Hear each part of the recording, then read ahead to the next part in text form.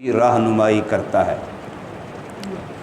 دنیا کے اندر مختلف شعبے کام کر رہے ہیں، ہر شعبے کی ضرورت مرنے سے پہلے ہے۔ جب مر گیا بندہ اب اس کو انجینئر کی ضرورت نہیں ہے، اب اس کو ڈاکٹر کی ضرورت نہیں ہے، اب اس کو کسی اور شعبے میں جو بڑے بڑے ماہرین ہیں دنیا میں بڑے بڑے شعبے کام کر رہے ہیں، کسی کی ضرورت اب نہیں ہے، لیکن دین کی ضرورت اب بھی ہے۔ بلکہ ایسا ہے کہ اس میت کو بھی ہے اور میت کے اولیاء ورثاء کو بھی ہے۔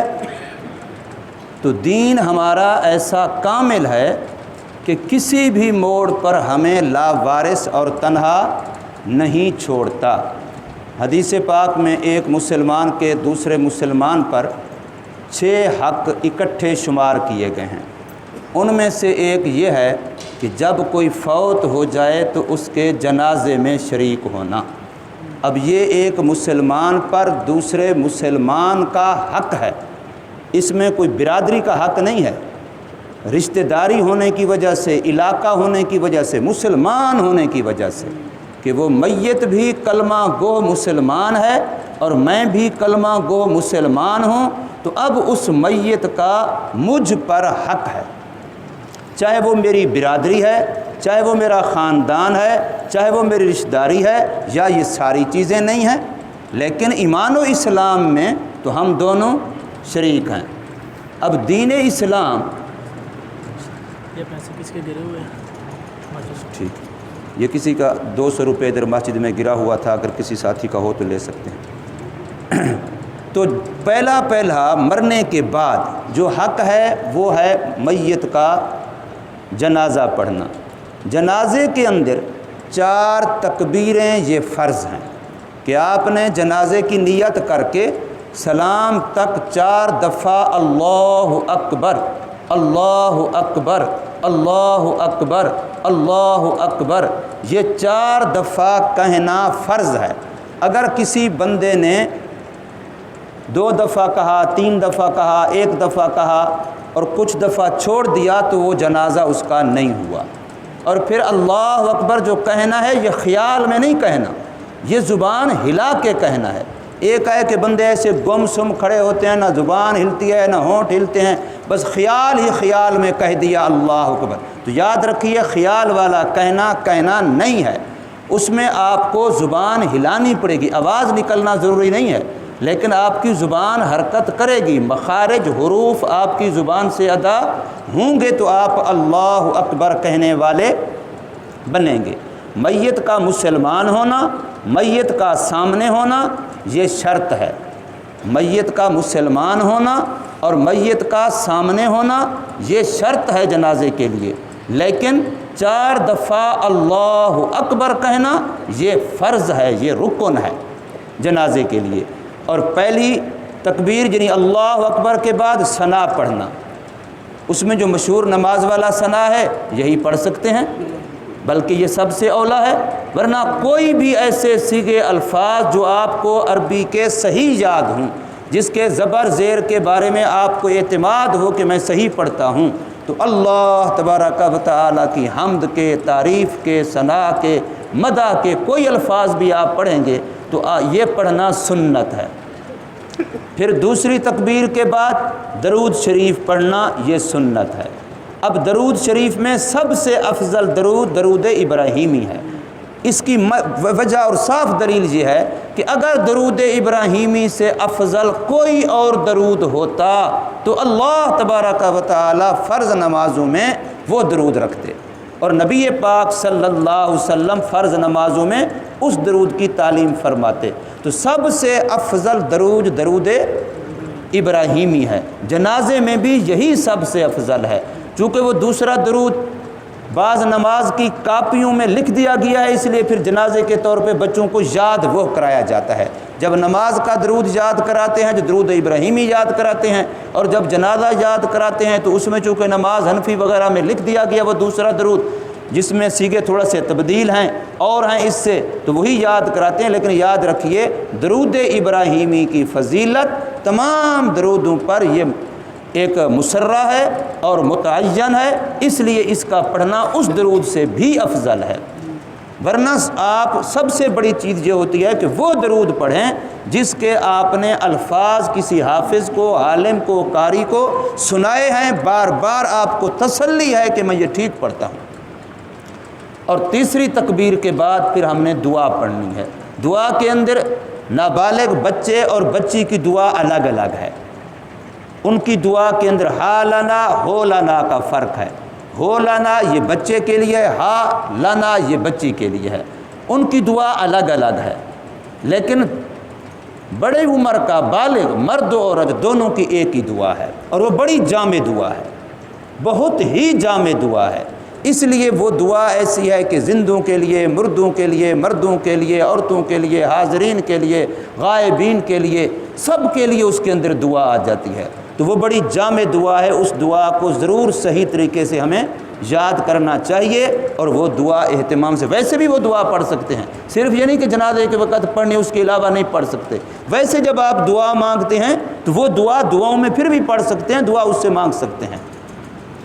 اور اگر وہ دعا کسی کو نہیں آتی تو جو دعا قرآن و حدیث کے الفاظ سے اس کو صحیح یاد ہے، اب وہ دعا بندہ پڑھنے کی کوشش کرے، اس کے زبر زیر غلط پڑتا ہے، الفاظ غلط پڑ جاتا ہے، تو معنی کچھ کا کچھ بن جائے گا، دعا کے بجائے بد دعا بھی بن سکتی ہے۔ اس لیے وہ دعا آپ پڑھیں جس کے الفاظ آپ کو تسلی ہے کہ یہ مجھے صحیح زبر زیر کے ساتھ یاد ہیں۔ تو تیسری تکبیر کے بعد آپ نے یہ دعا پڑھنی ہے، اور چوتھی تکبیر کے بعد پھر سلام ہے۔ چوتھی تکبیر کہتے ہی آپ نے سلام پھیر دینا ہے۔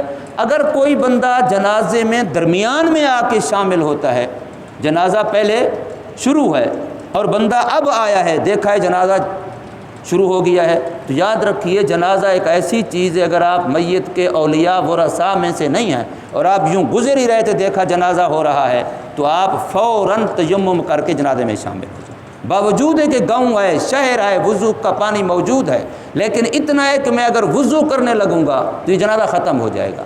اب چونکہ اس کا کوئی متبادل نہیں ہے، جنازہ اگر آپ سے چلا جائے گا تو اس کا متبادل آپ کے پاس نہیں ہے۔ اگر میت کا بیٹا ہے، میت کا باپ ہے، میت کا بھائی ہے، اس کو تو دوبارہ جنازہ پڑھانے کا حق حاصل ہے، لیکن عام بندے کو جو اولیاء میں سے نہیں ہے اس کو دوبارہ حق نہیں ہے جنازہ پڑھانے کا۔ تو وہ ایسے موقع پر یاد رکھے، عید نماز کا بھی یہی مسئلہ ہے اور جنازے کا بھی یہی مسئلہ ہے کہ پانی کے ہوتے ہوئے، وضو پر قادر ہوتے ہوئے، کہ آپ فوراً تیمم کر کے جنازے میں شامل ہو جائیں۔ اور جس طریقے سے بھی آپ جنازے میں شامل ہوئے، لیکن ایک دفعہ دو دفعہ والی تکبیر اگر آپ سے چلی گئی تھی تو اب آپ ابھی آئے ہیں تو آپ امام جو اگلی جس وقت آپ پہنچے ہیں اس سے اگلی جو امام تکبیر کہے گا آپ اس کی انتظار کریں گے۔ آتے ہوئے آپ نے اگر اللہ اکبر کہا تو پچھلی تکبیر آپ کی نہیں ملے گی۔ فرض نمازوں میں پہلی تکبیر مل جاتی ہے، لیکن جنازے میں ایسا نہیں ہوتا۔ ایک تکبیر، دو تکبیر امام کہہ چکا، اب آپ آ کے شامل ہوئے ہیں، اب آپ اگلی تکبیر کا انتظار کریں گے۔ اس کے بعد آپ کے آنے کے بعد اب جو امام نے اللہ اکبر کہنا ہے، اب آپ کا وہ پہلا اللہ اکبر شمار ہوگا، آپ نے اس میں امام کے ساتھ کہنا ہے۔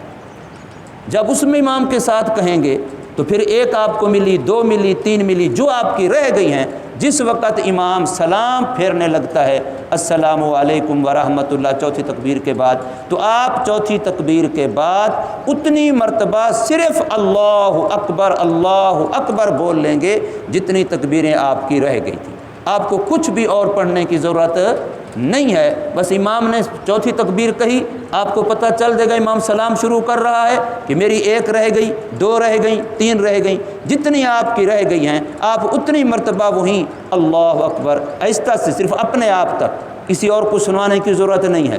اللہ اکبر ایک مرتبہ ہے، دو مرتبہ ہے، تین مرتبہ کہیں اور فوراً سلام کے ساتھ شامل ہو جائیں۔ اب آپ سلام ان کے ساتھ ہی پھریں گے، کیونکہ اللہ اکبر کہنے میں کچھ زیادہ دیر نہیں لگتی اور آپ کا جنازہ ہو گیا۔ آپ نے اگر جس وقت آپ پہنچے ہیں درمیان میں اسی وقت آپ نے اللہ اکبر کہہ دیا، اب امام نے اس کے بعد اللہ اکبر کہا، اب آپ اس کے ساتھ پھر کہیں گے تو یہ آپ کی دوسری تکبیر نہیں ہوگی، یاد رکھیں، اس میں بڑا مغالطہ لگتا ہے لوگوں کو۔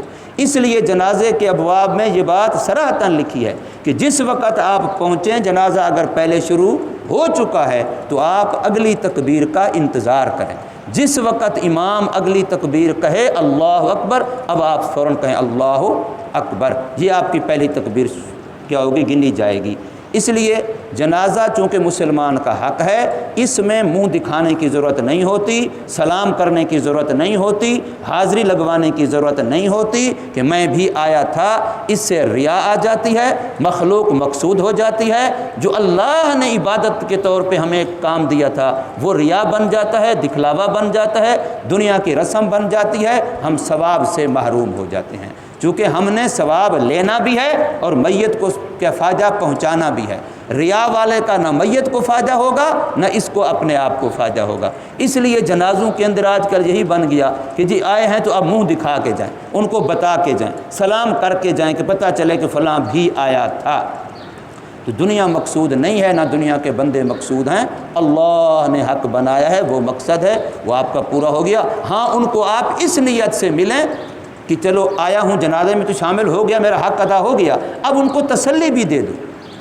وہ غم زدہ ہیں، ان پر دکھ آیا ہے، اب آپ ان کا غم ہلکا کرنے کے لیے ان سے ملاقات بھی کریں، ان سے معانقہ بھی کریں، سلام بھی کریں، مصافحہ بھی کریں۔